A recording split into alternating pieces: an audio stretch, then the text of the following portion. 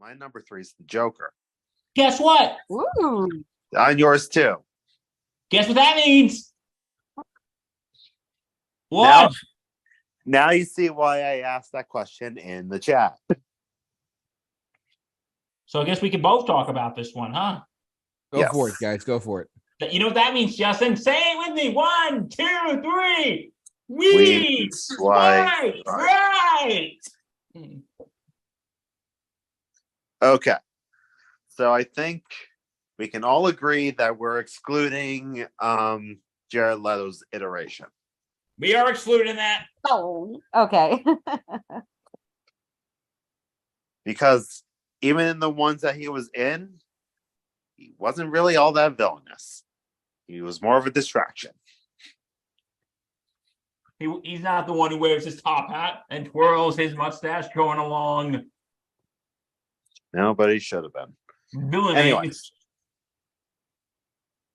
Jack Nicholson, Heath Ledger, Joaquin Phoenix. These are the 3 most acclaimed portrayals of the Joker. Mm. And each one could make the argument that for one of the best villains of all time. Even when he's the protagonist in 2019's Joker, it is very clear that he is a villain protagonist, and this is going to be a Breaking Bad situation. Mm.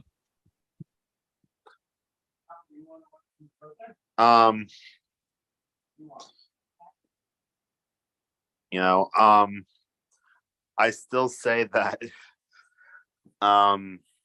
Jack Nicholson's portrayal is one of the funnest Jack Nicholson performances to watch in any of his movies.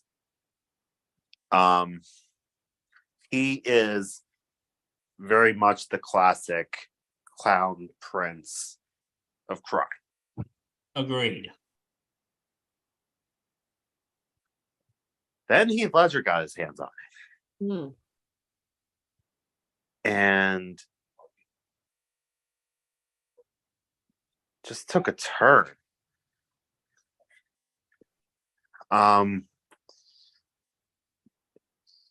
It was nihilistic. He was trying to deconstruct the world and make it as ugly as he is, just to watch the world burn.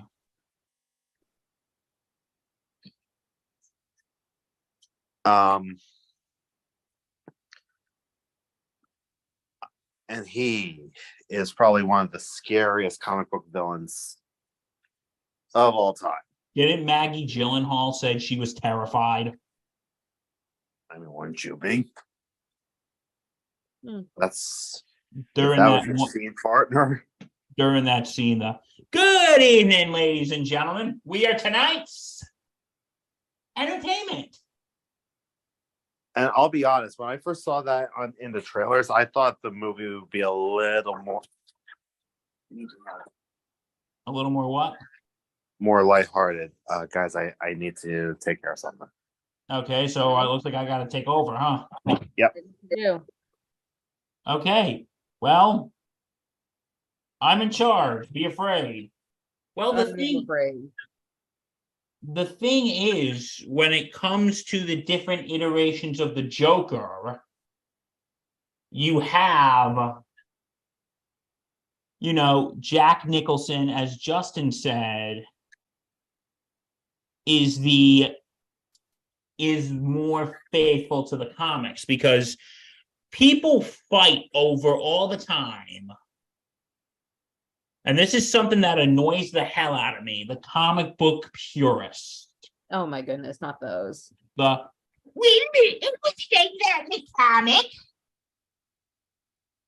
Mm. But the thing is, and we're only counting the movie adoration. We're not counting Cesar Romero's in the 1960s Batman series. Okay. Nor are we counting Mark Hamill's in Batman the Animated Series. Mm. Nor are we counting, Right. as Justin said, we are not counting Jared Leto in Suicide Squad. But the Joker played by Jack Nicholson, I think, was the perfect combination of sinister and sadistic and but silly at the same time. Mm. Because you had those silly scenes like the museum scene. Right. Gentlemen, let's broaden our minds. Lawrence, doom, doom, doom. Oh, with the trust song? No, that was a Party Man, but same one. But same art, Prince. Party Man, rock the body like nobody can. Rules and regulations, no place in this nation. Party Man.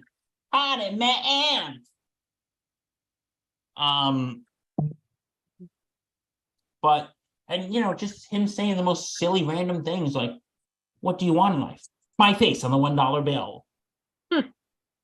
But if you see, like in the beginning when he makes his first appearance, to the mob boss, when he goes, you left me for a woman. A woman! Jack, maybe we can cut a deal. Jack. Oh, Jack Nicholson. Jack is Another dead, villain my he friend. plays. Jack is dead, my friend. From now on, you can call me Joker. And guess what, Justin? What? You can see, I'm a lot happier. That little song and dance. Yeah. Batman. But, the type of iteration that we see with Jack Nicholson is more of like the cartoonishly comic book bad guy. Am I right, Justin? Oh, yeah. And that's kind of the version I prefer. And no offense to anyone who prefers the more grounded version. So wait, not the Heath Ledger, not the Joaquin? well, Heath Ledger. I like the toys. What can I say? Well, Heath Ledger's version, you're right. The guy is a nihilist. Mm-hmm. Like, for the perfect description to describe Heath Ledger's Joker, he does it the same reason why a dog licks his you-know-what. Impulse. And, that quote from the now retired Michael Caine, we just should take this second to congratulate him on a wonderful career. Yeah, seriously. Like, not many people can say, not many people in that field can just say, I'm retired. Like, they're usually working until they die. So congratulations, Michael Caine, on a wonderful career. Great body of work. At 90 years old. And he closed it out with a great performance. So, but I love, that scene when he says what you just said, Justin. Some people just want to watch the world burn. And that's him. Although I'll say I think he plans it a little more than we give it credit for, because I'm sorry, you can't say that all of that was unplanned from the beginning. Mm. It was a little too everything falling into place for it to be unplanned, for it to be impulsive. He knew exactly how to do this. But you know what? It also shows this, once you think about it, in The Dark Knight, the Joker won. Yes, he did. Once you think about it, he won. Mm-hmm. Because think of it this way. He killed Rachel Dawes. He basically corrupted Gotham's White Knight, Harvey Dent. Yeah. He basically, the Joker won. And Batman went on the lam. And he made him break it because you know what? The thing is, there's psychological things in Heath Ledger's Joker too. When he says, you're going to go and, you know what? You're going to have to choose. And you know what? Are you willing to break your one rule? And then Batman's like, I'm considering it. Which is his one rule, which is he doesn't kill people. But when you look at Joaquin Phoenix's Joker, Justin, since you have the Joker too, I want to get your thoughts here. Throughout the movie, I think he's kind of more, you're kind of, as a viewer, you're kind of more sympathetic to him. Oh no, Justin, what happened? We lost him. But yeah, we can see that. Because he thought because isn't it throughout the movie he's trying to find out who his real father is? And during that time, he becomes more and more senile. Something like that, people, where he becomes, what is it? An anti-hero? No, in this, I think he's more of an anti-villain. Anti-villain. Because I think throughout the movie, at first, you kind of sympathize with him. Yeah. Once he makes the first revenge kill, because with the three bankers, the first two were in self-defense. That third one was a revenge kill. I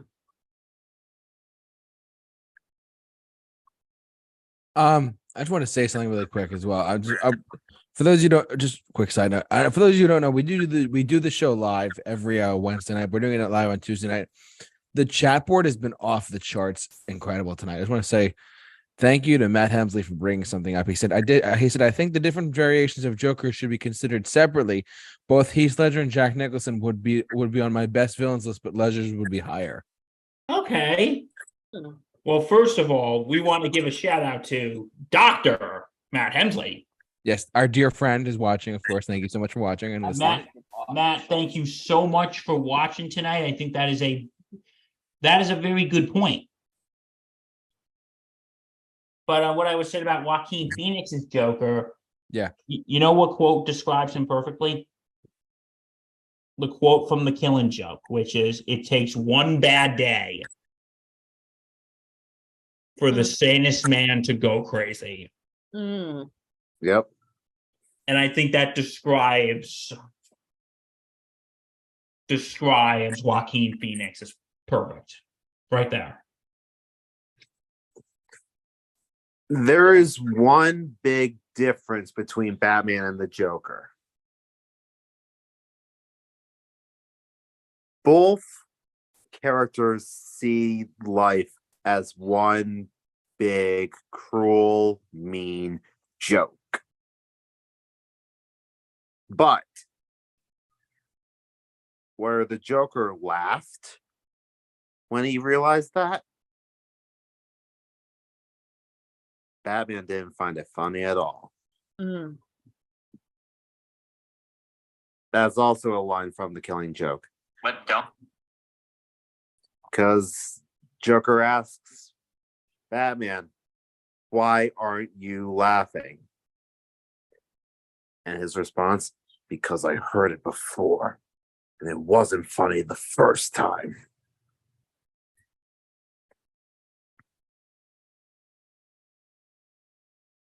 Wow. Crazy.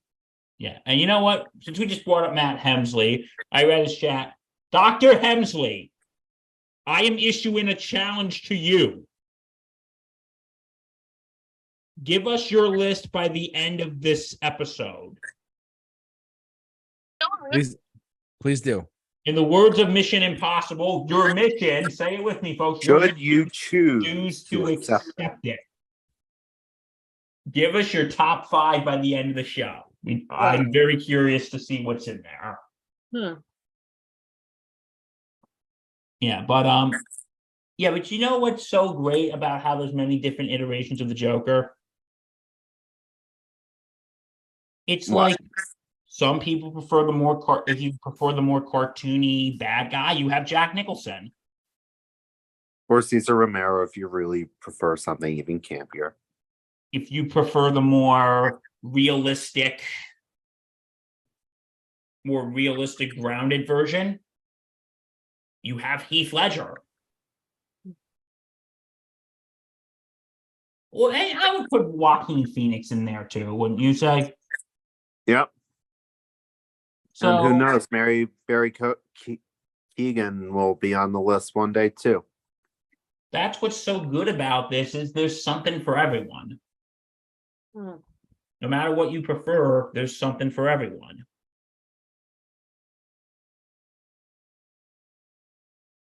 Oh, Hemsley said challenge accepted. Okay. There we All go. right. All right. I yield. Justin, you have anything else to say about the Joker? That's pretty much all I have to say. Okay.